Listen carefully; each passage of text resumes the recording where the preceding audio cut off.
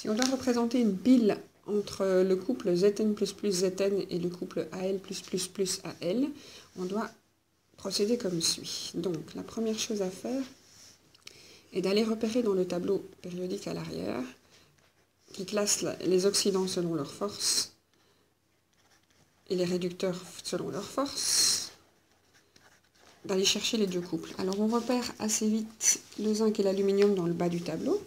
Donc, on a Zn++ plus 2 électrons avec une flèche double, 2 flèches complètes Zn, et Al 3+, qui est en dessous,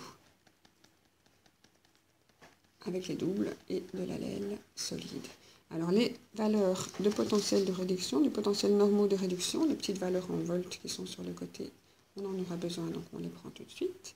Moins 0,76 pour le zinc et moins 1,71 pour l'aluminium.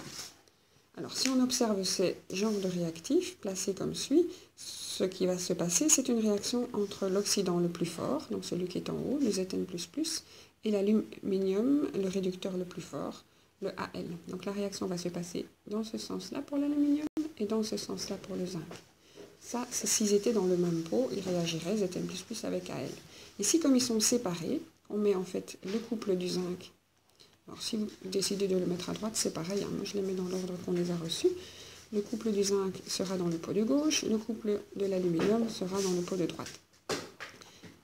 L'ion est dans la solution, on n'oublie pas de mettre de l'eau dans les pots. Et le zinc solide, métallique, est l'électrode. L'aluminium est l'électrode solide et l'ion aluminium est dans la solution. Alors, on ne sait pas avoir de solution d'Al+++ sans contre-ion. Il faut un contre-ion, et donc on peut choisir par exemple du chlorure. Donc on aurait 2 Cl- pour le Zn, donc on aurait mis en solution du ZnCl2 et de la LCl3. Voilà, donc il y a du chlorure, de l'ion zinc, du chlorure, de l'ion aluminium dans l'autre pot. Ensuite, donc on a placé les éléments des couples et leurs contre-ions. Les deux électrodes vont être reliées par un voltmètre. Voilà. Et il faut absolument aussi, pour que la pile fonctionne, un pont salin. Voilà.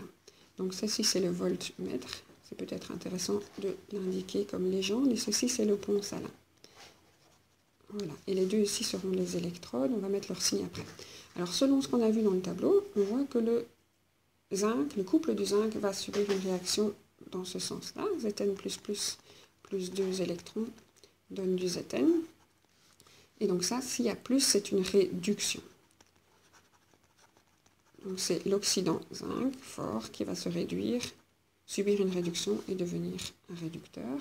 Pour l'aluminium, la réaction par contre est à l'envers de celle du tableau. Donc c'est celui-ci le réactif, le réducteur fort, qui va donc aller dans ce sens-là.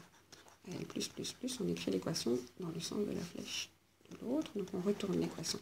Et donc ça, c'est une oxydation. On voit que les électrons sont retirés, donc c'est un moins, donc c'est une oxydation. Donc le red fort, l'aluminium, devient un ox. Il subit une oxydation.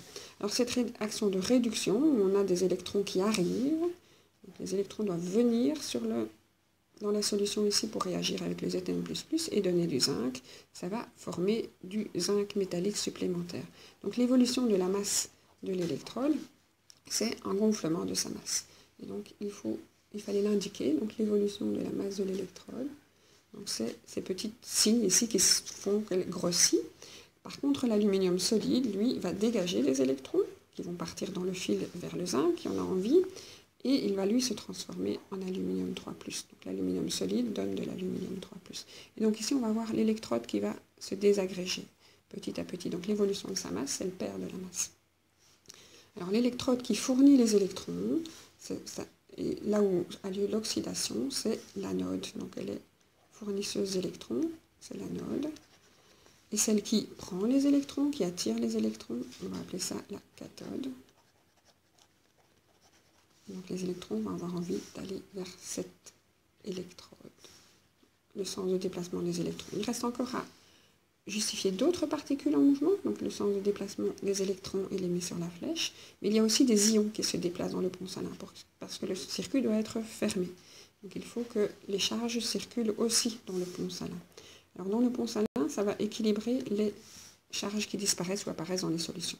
Donc ici, on a du Zn++ qui est en train de disparaître, donc on a un manque de charge positive, puisque le zinc réagit pour donner, l'ion zinc réagit pour donner du Zn neutre. Donc on va avoir un manque de charge positive, et le pont salin, ça peut être du NaCl aqueux ou tout autre sel. Si c'est du NaCl, l'ion qui va venir ici dans la solution, c'est Na+, pour compenser la perte de charge positive. De ce côté-ci, par contre, on crée des charges positives, et donc il faut compenser cet excès de charge positive en apportant des charges négatives. Donc le chlorure va venir dans ce pot-ci pour compenser l'aluminium 3+ qui apparaît. Le Na+ arrive ici pour compenser le zinc qui disparaît.